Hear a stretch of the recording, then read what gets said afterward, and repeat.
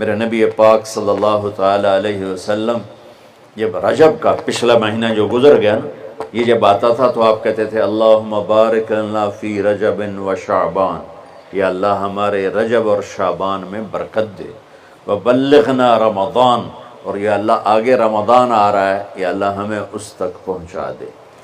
اور آپ شعبان میں سب سے زیادہ روزے رکھتے تھے، کبھی کبھی پورا مہینہ شعبان کے روزے آپ رکھتے تھے۔ اور 15 شعبان جو بہت مبارک رات ہے، اس میں آپ نے فرمایا اس کا قیام، رات کی تہجد اور دن کا روزہ، یہ اللہ تعالیٰ کی بارگاہ میں بہت محبوب ہے۔ تو بھائیو، رمضان المبارک قریب ہے، 15 شعبان بھی قریب ہے، روزہ رکھو اور رات کو اللہ سے مانگو تو دعائیں قبول ہیں۔ اور اس رات میں بھی اللہ تعالیٰ فرماتا ہے، میرے نبی نے فرمایا کہ میں سب کی بخشش کرتا ہوں جو اٹھے ہوتے ہیں، رو رہے ہوتے ہیں، 5 آدمیوں کے سوا، 5 انگلیاں۔ پہلا سنو، مشرک، دوسرا شاحن، دل میں بغض کینہ رکھنے والا، تیسرا المسبل، متکبر تکبر کرنے والا، چوتھا عاق لوالدیہ، والدین کو برباد کرنے والا۔ ایک ہوتا ہے کبھی کبھی اونچا بول ہو جائے، گستاخی کا، اس کو نافرمان نہیں کہتے۔ عاق ہوتا ہے پھاڑ دینا، ایسا پھاڑنا کہ جڑ نہ سکے، جو والدین کے جگر چیر دے اور ان کے کلیجے جلا دے، اس کی اس رات بخشش نہیں ہوتی۔ وَمُدْمِنُ خَمْرٍ، اور روز شراب پینے والا، عادی نشے والا، ایک اس کی بخشش نہیں ہوتی۔ بخشش نہ ہونے کا کیا مطلب ہے؟ کہ یہ شرک سے توبہ نہیں کرتا، معافی نہیں ہے، یہ کینہ اپنے دل سے نہیں نکالتا، معافی نہیں ہے، یہ تکبر نہیں چھوڑتا، معافی نہیں ہے، یہ والدین کی نافرمانی نہیں چھوڑتا، معافی نہیں ہے، یہ شراب نہیں چھوڑتا، معافی نہیں ہے۔ اگر یہ چھوڑ دے، سب معاف۔ ادھر یہ توبہ کرتا ہے، ادھر اللہ سارے گناہوں کو دھو کے پاک کر دیتا۔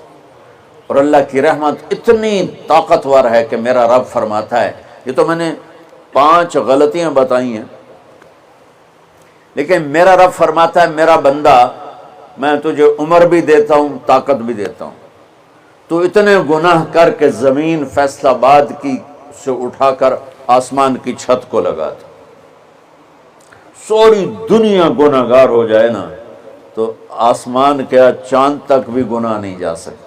اور میرا اللہ کہہ رہا ہے ایک مرد عورت اتنے گناہ کرے کہ آسمان کی چھت کو لگا دے، پھر صرف ایک دفعہ مجھے کہے یا اللہ معاف کر، تو میں سارے ہی معاف کر دوں۔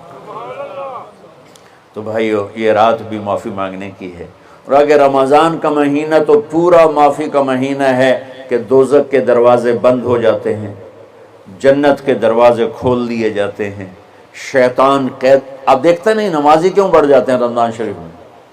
کہ وہ نامراد قید ہو جاتے، تو کسی کو زنجیروں میں باندھا ہو وہ چل تو نہیں سکتا، چھوڑ دو زنجیریں تو چل پڑے گا۔ تو اللہ تعالی ہم سب کی حفاظت فرمائے، کوئی دعویٰ نہ کرے، لیکن جو تھوڑا سا غفلت میں ہوتا ہے تو ایمان کمزور ہوتا ہے، انہوں تو شیطان بن کے جاؤں ہی نہیں دیتے۔ جمعے جاواں گے، جمعے کئی جمعہ بھی نہیں پڑھتے، عید تے جاواں گے، کوئی عید بھی نہیں پڑھتا۔ یہیں یہ ایک نگینہ سینما کے مالک نے بیان کروایا تھا اور اس نے بعد میں اس سینما کو گرا دیا، آج کل وہ کینیڈا میں ہوتا ہے۔ تو وہ سینمے کا جو تھا نا مینیجر، وہ میرے پاس آیا، کہا مولانا آج میں پہلی نماز پڑھی ہے۔ وہاں ہم نے مغرب کی نماز پڑھی، اس کے بعد بیان ہوا، بیان کے بعد وہ اتنا ہنگامہ ہوا کہ رش بہت تھا، تو وہاں نماز پڑھی نہیں جا سکے۔ ہم نے کہنے لگا، میں چل رہا تھا میرے ساتھ ساتھ، مولانا آج میں پہلی نماز پڑھی۔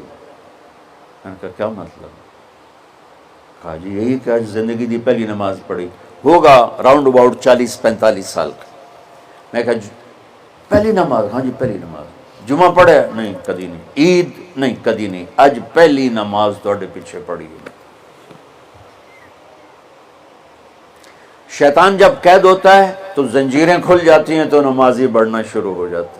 اس کے بعد جو گھٹتے ہیں نا تو شیطان کی وجہ سے نہیں، اپنی عادت اور سستی کی وجہ سے۔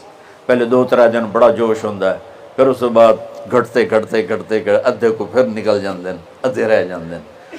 تو تراویح میں پہلے پوری مسجد بھرے گی، پھر ایک صف جائے گی، پھر دوسری جائے گی، پھر تیسری جائے گی۔